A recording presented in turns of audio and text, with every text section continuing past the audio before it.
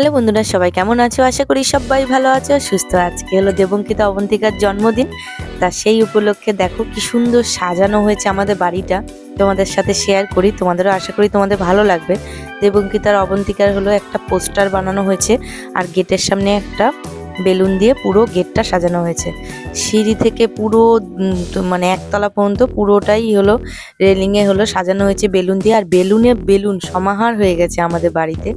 দেখো বন্ধুরা, এখানে হলো সেলফি স্ট্যান্ড করেছে। এতটা জায়গা নিয়ে বেলুনের একদম স্ট্যান্ডটা এত সুন্দর হয়েছে যে সবাই ছবি তোলার জন্য খুব আগ্রহ হয়ে পড়েছিল।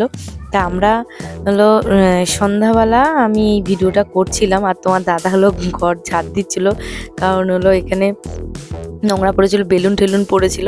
তাই দেখো কফি স্টল বসেছে, এখানেও বেলুন ভর্তি, আর ফুচকার স্টলও দেওয়া হয়েছিল।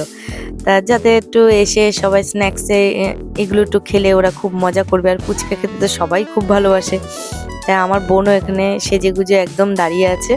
আর দেখো বন্ধুরা কিভাবে সাজানো হয়েছে, সব নিজেরা সাজিয়েছি আমরা নিজেরা অনেক অনেক কষ্ট করেছি এই বার্থডেটা করার জন্য, মানে কি বলবো। তার সাথে আমাদের বন্ধু বান্ধব তারাও খুব সাহায্য করেছে। এই যে হলো দেবঙ্কিতা, এই একটা বোনের মানে দিদির কোলে মানে পিঠে উঠে দাঁড়িয়ে পড়েছে। বারণ করছি যে হলো করিস না। অবন্তিকা আর হলো বান্ধবী চলে এসছে, তার বান্ধবী এসছে বলে খুব খুশি হয়েছে। আমার ভাইও কাজ করে যাচ্ছে। এই যে আমার যা, দেখো কত সুন্দর করে সেজেছে। আমার বোন হলো আমাদের দুই বোন মানে দুই যাকে আমাকে মানে আমার যাকে আর আমাকে সাজিয়েছে।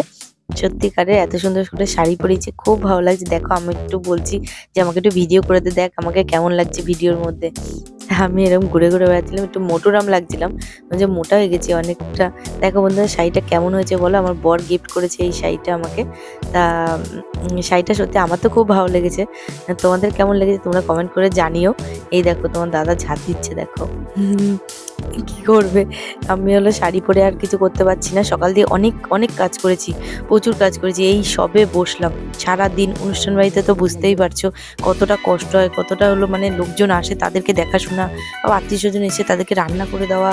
সে মানে এদিকে দুটোকে বাচ্চাকে দেখা, আর এদিকে এদেরকে হলো। এই চেয়ারটা কেমন হয়েছে বলো। এই যে বড় যে চেয়ারটা রয়েছে সোফাটা কেমন হয়েছে তোমরা বলো। খুব সুন্দর, কিন্তু আমাদের তো খুব পছন্দ হয়েছে। আর এই যে ছাদের উপরে একদম লাস্ট সবাই খেয়ে দিয়ে চলে গেছে, আমরা খাওয়া দাওয়া করে আমি তারপরে গিয়ে ভিডিওটা করেছি। ওনাদেরও খাওয়া দাওয়া হয়ে গেছে। আমাদের মেনুটা এত সুন্দর হয়েছিল কি বলবো বন্ধুরা, মানে কি বলবো, কত লোক হয়েছে, 350 লোক হয়েছে। এইখানটায় পুরো এই ছাদটায় বসে খেয়েছে। দেখো কিভাবে সাজানো হয়েছে, রাইস দিয়ে পুরো একদম ফুলের মতন চারিদিক দিয়ে একদম টুনি লাইটগুলো দিয়ে সাজানো হয়েছে। আর এই ছাতাগুলো তো আমার খুব পছন্দ হয়েছে, কারণ ছাতাগুলো এই নতুন আর নিউ দেখলাম, এত সুন্দর হয়েছে। আর এইদিকে অবন্তিকা কি করছে, ছড়া বলছিল, গান বলছিল। আমার মেয়ে ওই একটা কাকায়ের কোলে উঠে, মানে উঠবে না, ও শুধু দৌড়ে বেড়াবে। আর ওরা তো কাজ করছে, তাই বারণ করছে যে ওখানে দৌড়াবে না। আর পিকাচু, এদেরকে বলে কি পিকাচু, সেই পিকাচু নিয়ে পড়ে রয়েছে। জন্মদিনটা খুব ভালোভাবে কেটেছে। হ্যাঁ, আর সব লোক খেয়ে যে শান্তি পেয়েছে, খেয়ে সত্যি সবাই খুব ভালো বলেছে। আমাদের আত্মীয় স্বজন সবাই খুব ভালো বলেছে। আয়োজনটা যে আমরা করতে পেরেছি, এটাই আমি মানে কি বলবো, এত ভালো লাগছে কি বলবো। আর দুই মনা খুব খুশি হয়েছে। গিফট তো অনেক পেয়েছে, তোমরা আসলে দেখেছো। আমার ভিডিওটা দিতে একটু দেরি হয়ে গেছে।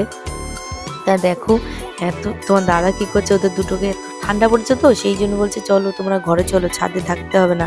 আর এই দিকটায় রান্না হয়েছে, এদিক সব রান্নার সব জিনিসপত্র নিয়ে ওদের ওই দিকটায় দিচ্ছিল। তা রান্নার এই জায়গাটা একটুখানি তুলছিলাম। আর রান্নার বাসন মাজার জন্য একজন রাখা হয়েছিল, না হলে এতগুলো মানে বাসন মাজা কি পরিষ্কার পরিচ্ছন্ন থালা টালা তোলা, গ্লাস তোলা, এইসব তোলার জন্য হলো লোক রেখেছিলাম আমরা। আর এদিকে আমার বোন হলো একা একা খেয়েই যাচ্ছে। আমি যে তোর ভিডিওটাই করি, সবাই তো লোকজন চলে গেছে। লোকজন যখন ছিল তখন আমি এসে তুলতে পারিনি, আমার কাজে ব্যস্ত ছিলাম। সবাই গিফট দিচ্ছিল, সেই গিফটগুলো রাখছিলাম, সবার সাথে কথা বলছিলাম। সে মানে আমি ভীষণ ব্যস্ত হয়ে পড়েছিলাম যে আমি উপরে এসে একটুখানি খেয়াল করতে পারিনি। যাক বন্ধুরা, ভিডিওটা ভালো লাগলে আমাদেরকে সাপোর্ট করো। আর কেমন হয়েছে আমাদের যে আয়োজনটা করেছি সেটা তোমরা দেখে বলো যে কেমন হয়েছে। দেখো বন্ধুরা, আমাদের তো খুবই আনন্দ হচ্ছে, অনুষ্ঠান হলেই খুব আনন্দ হয়। এমনকি অনুষ্ঠান বাড়িতে হলে আবার আনন্দও হয় আবার কষ্টও হয়। কেন বলছি কষ্ট? কারণ হয় মানে অনুষ্ঠানের আগে থেকেও সেরকম আয়োজন করার একটা কষ্ট, আর আবার ওই মানে অনুষ্ঠান শেষ হওয়ার পরেও যে কি কষ্ট সে হলো বাড়ির লোকরা ছাড়া আর কেউ বুঝবে না।